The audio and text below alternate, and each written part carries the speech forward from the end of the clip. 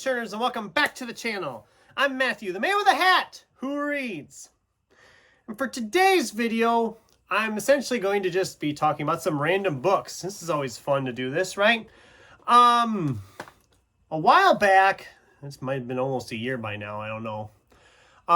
Channel Kevin's Novel Advice had put out a video where he ranked all the Hugo winners he had read. Of course, the Hugos being one of the most well-known sci-fi fantasy awards that are given every year. And I thought, hey, that's a good idea. I could do that. So I saved that in the back of a list of notebook of ideas for Sci-Fi September.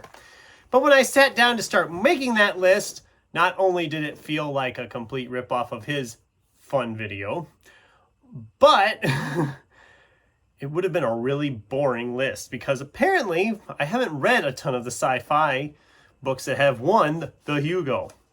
Outside of Dune, which would have obviously been number one, and a couple of other ones, and a handful of Robert Heinlein that would have filled up the whole list. It would have been a pretty boring list, let's just put it that way. But as I was looking at the winners, I also was seeing different nominees for all these years, and I thought, hey, I've read a bunch of these, and maybe these aren't as well known. Let's talk about some nominees. So these are 5 Hugo nominees you should read if you haven't already. Now, obviously, I haven't read every single nominee because there's probably over 100 of them easily by now. So I just looked at some of the ones I've read, thought these I want to talk about. So here we go. Let's dive in, starting with Little Fuzzy by I lost his name. It'll be over here. It's H. Beam Parker, I think. It's over here. I had it like 2 seconds ago and then it was gone. Little Fuzzy, this is from 1963. Our main character is on another planet. They're mining sunstones because they're just a valuable stone they have discovered here. And he comes across this little fuzzy creature that it's adorable. It's an adorable looking little creature. And as he spends time with these creatures, he starts to gauge that they are intelligent creatures. Now, the company that's heading up the mining doesn't want these creatures to be discovered that they are intelligent, sapient creatures because that would put a real big damper on them mining these stones on this planet. Because then you would have to recognize that these creatures are technically in charge of this planet and all this and that, and you'd have to protect them. So I'm not going to say any more on how this story plays out, but it is an adorable story. It's really fun sci-fi. I know there are sequels, which I haven't read, but I did read there was a reboot of sorts, essentially a remake or reimagining, however you want to look at it, by John Scalzi called Fuzzy Nation. So if you read Fuzzy Nation, you already have essentially read Little Fuzzy. And it's not very long either, so all the better. Speaking of John Scalzi, let's look at 2006's Old Man's War. Now, this is a book I enjoyed. I have been a fan of John Scalzi for quite a while. It wasn't my favorite by him, and I didn't read any of the sequels. Not that I don't want to, I just never got around to doing it. And I might go back at some point and pick up Old Man's War and the whole series then. I got it from the library, I think. I don't remember where I got it from. It's not a book I own, I know that.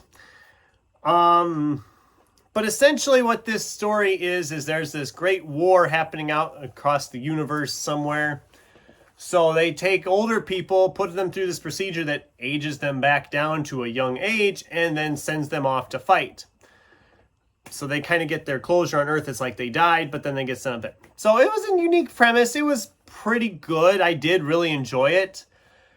Like I said, I never read the sequels, and at this point I'd have to go back and just start over again. But someday, maybe. Let's go back with another older one here. This is Lucifer's Hammer by Larry Niven and Jerry Pournelle. This is from 1978.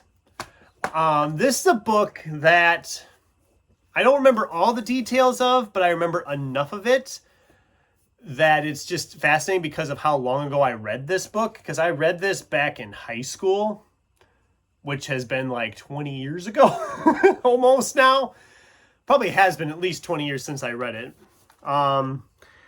And essentially, it's about a comet that they see is coming, it's going to pass close to Earth. And they say, oh, the chances of it hitting Earth are like 1 in a billion. Well, then as it gets closer, oh, it's 1 in a million. And then it's 1 in 1,000, and so on. And of course, Lucifer's hammer, the title pretty much tells you what happens. It breaks apart and hits multiple places around the world. It causes volcanic eruptions, tsunamis, earthquakes when it impacts, which of course throws so much moisture and debris up in the air that it causes a new ice age to come about. This of course leads into some nuclear war type stuff going on. It goes downhill pretty fast for the world. And like I said, I remember that reading this still vividly in my head 20 years later, because I got it in my high school library. And if I can remember a book that much of it this far away from reading it, that tells you it's a good one to read. And it's an end of the world apocalyptic type story. I mean, what more do you want in that case? So the most recent one of the nominees that I've actually read was Andy Weir's Project Hail Mary. I don't think I need to talk too much about this book because I'm sure everybody remembers this book when it came out. A lot of people were reading it. A lot of people who don't even normally read sci-fi were reading it. Andy Weir just has this really good way of writing sci-fi, and it works. I mean, he really takes his time to build the science and make sure everything makes sense in the context of the story. And this one about a guy up in space meeting an alien, communicating with said alien, is a very fascinating read. I still like The Martian a little better than this one, but this was a really good one. I mean, it was really close for me on topping Martian, but I still think I like The Martian better. But Project Hail Mary is a great read if you haven't read it already, which I think is unlikely because a lot of people, like I said, are reading this book already. It was pretty mainstream compared to pretty much everything else on this list. That one was very mainstream.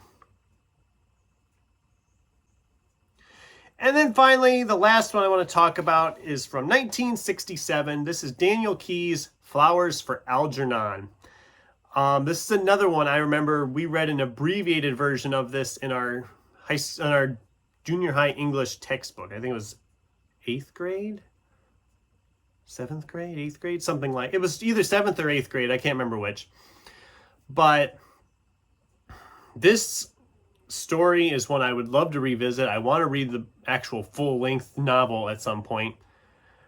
Or again, I guess, depending on how you look at it. But it was such a powerfully emotional story, and it's such a simple idea that they have this drug that will increase the intelligence when you take it. Well, our character takes it, begins to become more intelligent, and that's all I'm going to say because I don't want to spoil it for those of you who haven't read it, because it really gets to a point in the second half of the book specifically where it really just gets heartbreaking at times with some of the stuff that happens. And I love how it's edited. I mean, it's like it starts out because the main character is essentially first person, so it's written in a way that is someone who is clearly has some intellect problems is writing. So there's misspellings and grammatical errors, and as it progresses, it becomes more polished and more, I mean, it's brilliantly edited. It is probably one of my favorite of these books I've mentioned here today. It's such a really good thing. I know there's still people out there who are discovering it to this day and they love it. And I'm so glad it hasn't fallen away and just like be left behind in a corner somewhere. So that's awesome that it's still talked about. But yeah, that's the video. I just had a handful of books to talk about today. Have you read any of these? I'd love to hear from you if you've read any of these and what you thought of them down below. And check out Kevin's channel. I will link his video down below as well. Originally of his, I believe it was his. I'll have to find the video. Maybe I'll just link his channel. Either his channel or his video or both. It'll be down below. I'd love to hear from you in the comments. Have you read any of these? Do any of these sound like books you would enjoy, even if you're not a typical sci-fi reader? In the meantime, thanks for watching, and until next time, keep turning pages.